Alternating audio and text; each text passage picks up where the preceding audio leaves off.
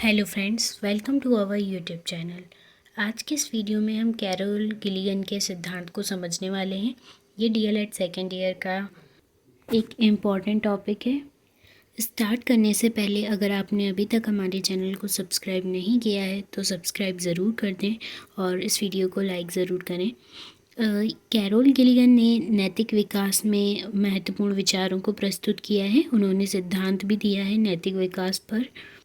इनके सिद्धांत को समझने से पहले इनकी बायोग्राफी को समझ लेना चाहिए कि इन्होंने किस आधार पर अपने सिद्धांतों की शुरुआत की है। कैरोल गिलिगन का जो जन्म है वो 28 नवंबर 1936 को न्यूयॉर्क शहर में हुआ था और फिर उन्होंने हार्वर्ड विश्वविद्यालय से 1964 में सामाजिक मनोविज्ञान में डॉक्टरेट की उपाधि प्राप्त की थी और सन 1967 में हार्वर्ड में ही शिक्षण कार्य कराना शुरू कर दिया था और सन 1970 में उन्होंने मनोवैज्ञानिक लॉरेंस कोहलबर्ग, ये नाम आपने सुना होगा, लॉरेंस कोहलबर्ग के शोध सहायक के रूप में कार्य करना शुरू कर दिया था। फिर जैसे जैसे वो कार्य करने लगी उनको ये अनुभव हुआ कि वह ज्ञान के क्षेत्र में अस्तित्व रखती हैं और इस क्षेत्र में वह कुछ योगदान दे सकती हैं। तो उन्होंने नैतिक विकास संबंधी विचारों को प्रकट करना शुरू किया और कैरोल गिलिगन ने अपने विचारों का प्रारंभ लॉरेंस कोहलबर्ग की आलोचना से किया था। उनका मानना था कि कोहलबर्ग ने अपने नैतिक विकास में महिलाओं के पक्ष का अध्ययन नहीं किया है और उन्होंने पुरुष वर्ग को अधिक ध्यान में रखकर सिद्धांत को प्रस्तुत किया है। और उनका मानना था कि कोहलबर्ग के सिद्धांत में पुरुष वर्ग को अधिक ध्यान में रखकर सिद्धांत को प्रस्तुत किया गया है। वो कुछ इस तरह कोहलबर्ग के विचार थे जिनसे गिलिगन को लगा कि इन्होंने पुरुष वर्ग को अधिक प्रधानता दी है। जैसे कोहलबर्ग का कहना था कि पुरुष वर्ग द्वारा किसी भी व्यक्ति की देखभाल करना अधिक प्रभावी होता है एक महिला वर्ग की तुलना में। और उन्होंने एक मनोविश्लेषणात्मक दृष्टिकोण के प्रतिपादक जो सिगमंड फ्रॉइड थे उनका भी कहना था कि महिलाएं पूर्णतः संवेगात्मक होती हैं, वे अपने परिवार और माँ से ही महत्वपूर्ण लगाव रखती हैं और व्यापक दृष्टिकोण का उन पर अभाव होता है। तो इन्हीं दोनों के विरोध करते हुए गिलिगन ने यह सिद्ध करने का प्रयास किया कि महिलाएं नैतिक मामले में कमज़ोर या छोटी नहीं होती हैं। आप जानते होंगे एरिक एरिक्सन, इनका भी गिलिगन के सिद्धांत में समर्थन था। एरिक्सन ने भी बताया कि जब महिलाएं अपनी माता से पृथक होती हैं तब उनके अंतर्गत नैतिक विकास की स्पष्ट छवि देखने को मिलती हैं।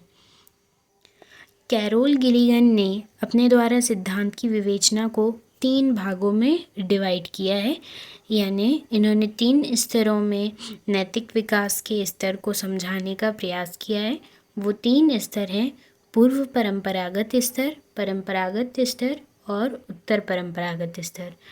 पूर्व परंपरागत स्तर से उनका मानना है कि इस स्तर में जो व्यक्ति है वो स्वहित के बारे में अधिक विचार करता है।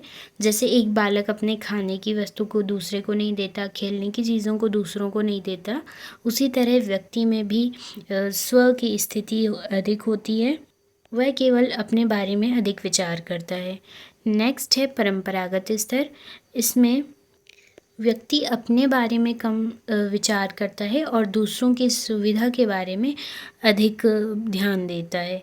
इसमें महिलाओं की स्थिति अधिक होती है, महिलाओं की संख्या इस स्तर में अधिक होती है कि वो अपने बारे में कम विचार करते हुए दूसरों की सुविधाओं के बारे में ज़्यादा ध्यान देती हैं, ऐसा गिलिगन का मानना है।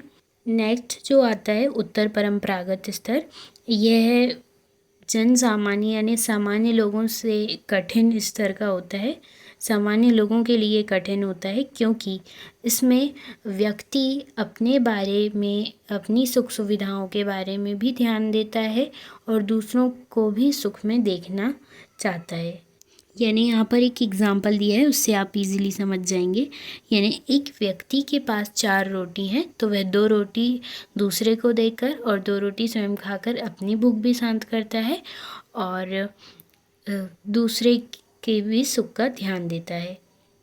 तो यह स्तर इसलिए सरल नहीं होता क्योंकि इसमें व्यक्ति के अंदर इस प्रकार का सामर्थ्य होना चाहिए कि उसको त्याग करने में कोई कष्ट भी ना हो और सामने वाले व्यक्ति को भी त्याग करने के लिए तैयार कर ले।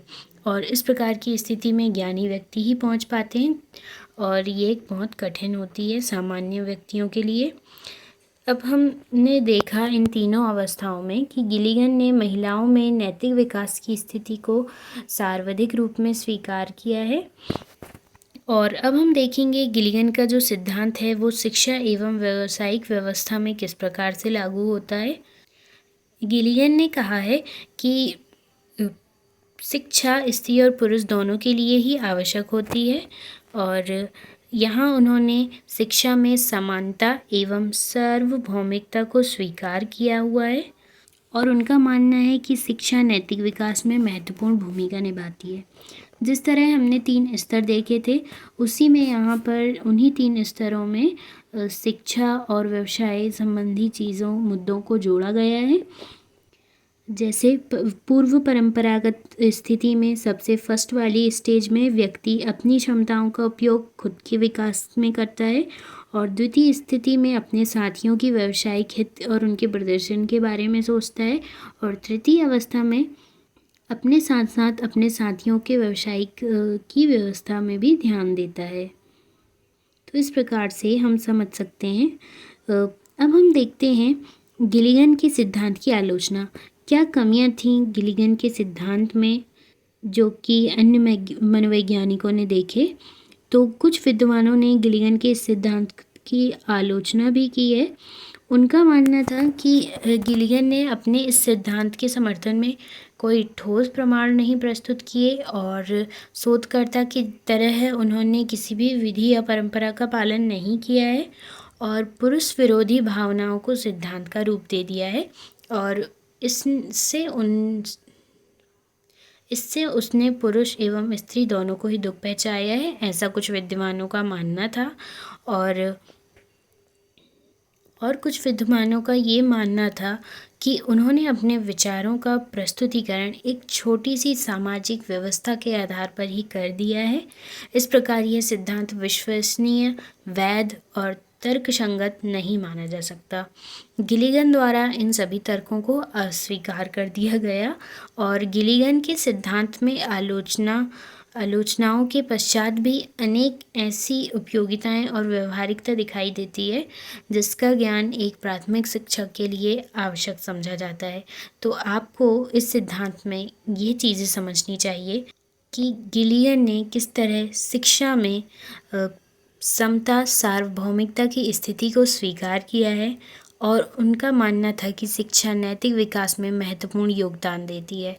तो यह जानना एक प्राथमिक शिक्षक के लिए ज़रूरी है। ये काफ़ी इम्पॉर्टेंट लाइन है और जो मुख्य बातें थी वो 3 स्तरों में प्रकट होती हैं जिसमें नैतिक विकास के महत्व को समझा जा सकता है। आई होप कि ये टॉपिक आपको समझ में आया होगा। अगर आपको इससे रिलेटेड कोई क्वेश्चन है, डाउट है तो आप कमेंट में ज़रूर शेयर करिएगा। अभी तक हमारे चैनल को सब्सक्राइब नहीं किया है तो सब्सक्राइब ज़रूर कर दें ताकि इस टाइप के वीडियोस आप तक पहुंच सकें। अगर आपको किसी और सिद्धांत के बारे में जानना है तो आप कमेंट में ज़रूर बताइएगा। वीडियो कैसी लगी अपना फीडबैक ज़रूर दें, वीडियो को लाइक करें और हमारे चैनल को सब्सक्राइब करना ना भूलें। Thanks for watching.